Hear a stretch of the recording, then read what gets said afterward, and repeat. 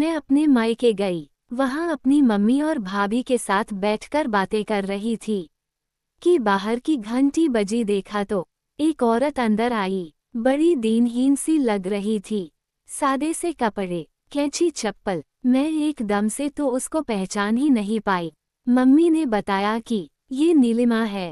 पहचाना नहीं तुमने? मैं तो एकदम से हैरान ही रह गई देखकर कि ये वही नीलिमा भाभी है जिसके कभी शाही ठाठ हुआ करते थे। मेरी शादी से पहले नीलिमा भाभी का और हमारा परिवार एक ही गली में रहते थे। एक दूसरे के घर आना जाना भी था, क्योंकि दूर की रिश्तेदारी भी थी। मेरी शादी के बाद मेरे दोनों भाइयों ने वो मोहल्ला छोड़ दिया और अपने अपने घर दूसरी जगह पर बना लिए। नीलिमा की शादी तो मेरे सामने ही हुई थी। उसकी सास कितने चाव से बहू लेकर आई थी। बेटे की शादी के कितने ही सपने देखे होंगे उसने। बहू के आने से ऐसा लग रहा था कि जैसे उसको जमाने भर की खुशियां मिल गई हों। लेकिन ईश्वर की मर्जी थी, या शायद उसके भाग्य में ये खुशियां थोड़े दिन के लिए ही थी कि शादी के 2 ही महीने बाद वो रात को सोई तो सुबह उठी ही नहीं। तब तो सबको लग रहा था कि बहू को बहुत दुख हुआ है। सासू माँ के जाने का बहुत जोर जोर से रो रही थी, लेकिन सास के जाते ही बहू ने अपने असली रंग दिखाने शुरू कर दिए। घर की मालकिन तो वो बन ही गई थी, लेकिन उसके अंदर जो अगरूर था वो भी अब बाहर आने लगा। बात बात पर सबसे लड़ पड़ती। ससुर का तो उसने जीना हराम कर दिया। वो बेचारे एक तो असमय जीवन साथी का बिछोह, ऊपर से बहू के जुल्म, बुढ़ापे में सहने को मजबूर हो गए थे। एक समय पर बहुत खुशदिल इंसान, अब बेचारे को देखकर ही तरस आता था।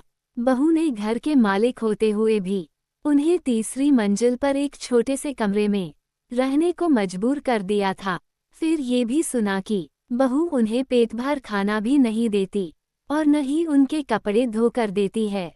बेचारे मैले कुचैले कपड़ों में कभी गली में आते तो ही दिखते, लेकिन किसी से ज्यादा बात नहीं करते, जैसे जिंदगी से रूष्ट हो गए हों। लेकिन बहू बिना बात के ही उन पर चिल्लाती रहती।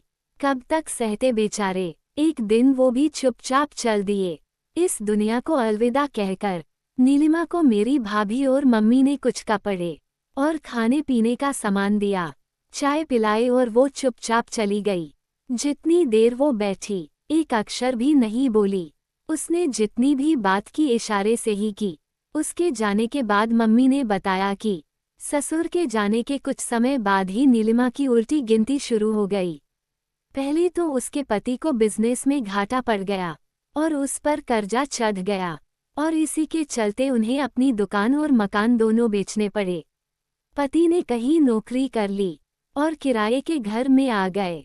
नीलिमा के 3 बेटे थे। बड़ा बेटा अभी कॉलेज में था और उससे छोटा 12वीं कक्षा में।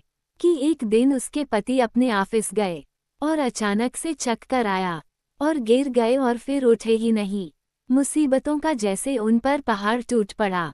किसी तरह किसी पहचान वाले को बोलकर बड़े बेटे की पढ़ाई छुड़ाकर नौकरी लगवाए, और फिर दूसरे बेटे को भी पढ़ाई छोड़नी पड़ी, क्योंकि एक की तनख्वाह से घर का गुजारा ही नहीं हो रहा था, तो पढ़ाई का खर्चा कैसे पूरा होता। और एक दिन नीलिमा को इन्हीं सब टेंशनों के चलते पैरालिसिस का अटैक आया। मायके वालों की मदद से, दवाइयों और इलाज से वो थोड़ी बहुत ठीक तो हो गई, लेकिन उसकी जुबान चली गई। अब ये हाल है कि बेटे भी उसको नहीं पूछते, न ही कुछ खर्चा देते हैं। एक कमरे में जहां वो अकेली पड़ी रहती है, कभी कभी मेरे भाई के घर आकर जरूरत का सामान ले जाती है। वहां आने के लिए भी ऑटो वाले को समझाने के लिए घर से लिखकर ले आती है। मम्मी कहते कि जब रोती है तो सिर्फ आंसू ही बहते हैं, क्योंकि आवाज तो भगवान ने छीन ही ली। जिस मुंह से उसने ससुर को गालियां दी होंगी, आज उसमें बोलने की शक्ति भी नहीं बची। सच में घर के बुजुर्गों का दिल दुखाने वाला इंसान कभी न कभी तो अपने कर्मों का भुगतान अवश्य करता है। ये तो आंखों से देख लिया।